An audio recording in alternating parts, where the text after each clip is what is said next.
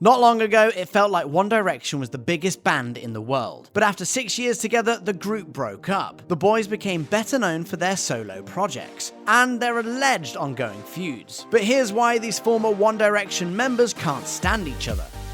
In March 2015, Zayn Malik made his less-than-graceful exit from One Direction. A spokesperson told Billboard, "Zayn has been signed off with stress and is flying back to the UK to recuperate. The band wish him well and will continue with their performances in Manila and Jakarta." That story was published on March 19th. By March 25th, the writing was on the wall, and the band's official statement was posted to Facebook. It read in part, "We're really sad to see Zayn go, but we totally respect his decision and send him all our love for the future." Malik's official message read in part, "I am leaving because I want to be a normal 22-year-old who is able to relax and have some private time out of the spotlight. I know I have 4 friends for life. I know they will continue to be the best band in the world."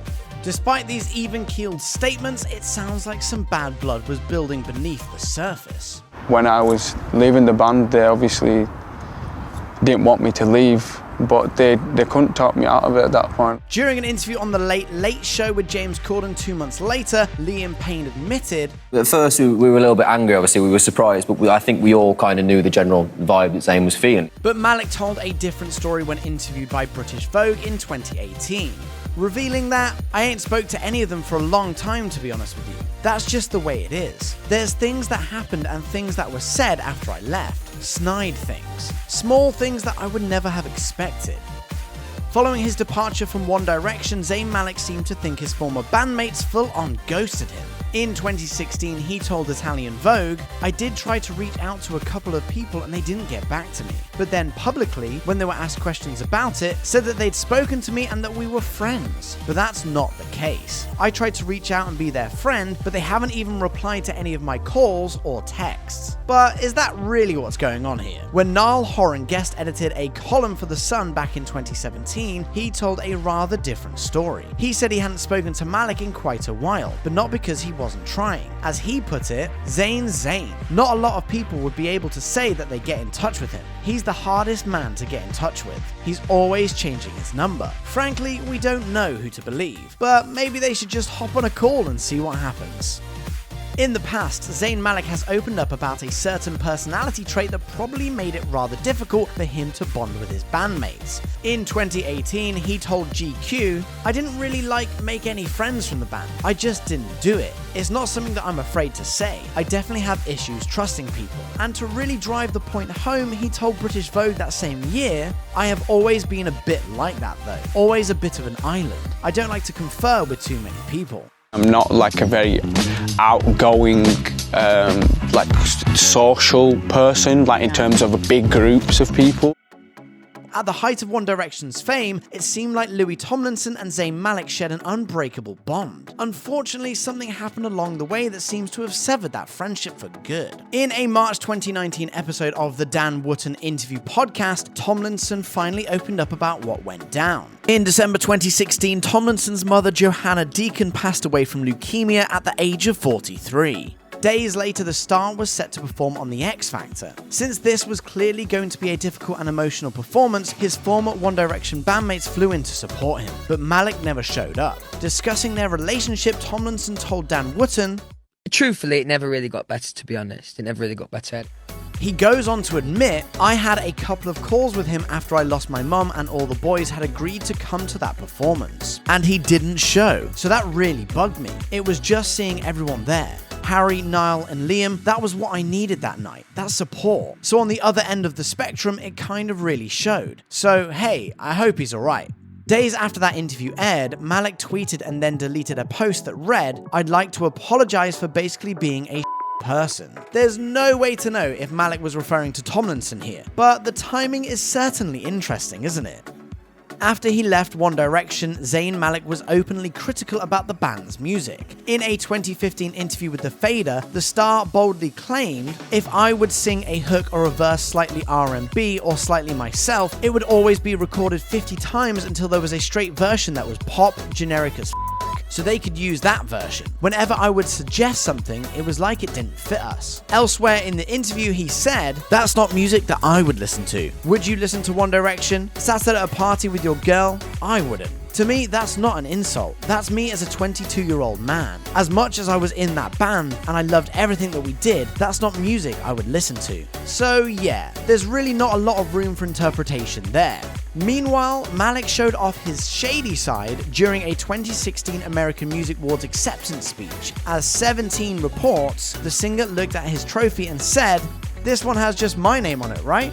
For obvious reasons, these comments didn't sit too well with his former bandmates. Harry Styles told Rolling Stone, "I think it's a shame he felt that way, but I never wish anything but luck to anyone doing what they love. If you're not enjoying something and need to do something else, you absolutely should do that. I'm glad he's doing what he likes, and good luck to him." Louis Tomlinson was a bit more ruthless. In 2019, he told Metro UK, "At the moment, I am still pretty mad about the whole thing. I don't think Zayn handled it very well, but never say never. Who knows? He chatted a lot in the early days. I thought One Direction were pretty good."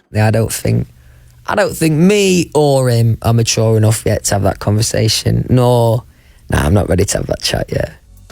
As The Sun reports, Zayn Malik's 2018 single Good Years managed to cause something of a stir, mostly due to the fact that the lyrics are evidently about his time in One Direction. Here's a taste. "I'd rather be anywhere but here. I close my eyes and see a crowd of 1,000 tears. I pray to God I didn't waste all my good years." Some of the lyrics also touch upon substance abuse and what sounds an awful lot like a feud between two incredibly stubborn people. Here they are. "Too much drugs and alcohol, what the hell were we fighting for? Cause now the whole damn world will know that we're too numb and just too dumb to change the story. Neither one of us wants to say we're sorry." Is Malik talking about his bandmates here? Of course, we can only speculate, but it sounds like the song's lyrics didn't sit at all well with Malik's former BFF, Louis Tomlinson. Shortly after Malik released Good Years, Tomlinson mysteriously tweeted, "Proper confused, what a hypocrite." While no one can say for sure whether the message was directed at Malik, fans thought it seemed pretty suspect. What do you think? While he was still in One Direction, Zayn Malik evidently had some creative differences with the rest of the band. In an interview with Beats One, the star revealed, I think I kind of always wanted to go, from the first year, really. I never really wanted to be there, in the band. Elsewhere in the interview he said, "I realized the direction that we were going in, mind the pun, with the music. I instantly realized it wasn't for me because I realized I couldn't put any input in." Meanwhile, Liam Payne felt the need to critique Harry Styles' music in an interview with Music Choice. The Strip That Down singer admitted that he really didn't like it, though he somewhat sugarcoated his views. I'll be honest with you, it's not my sort of music, so it's not something I'd listen to, but I think he did a great job of doing what he wanted to do. How diplomatic of him.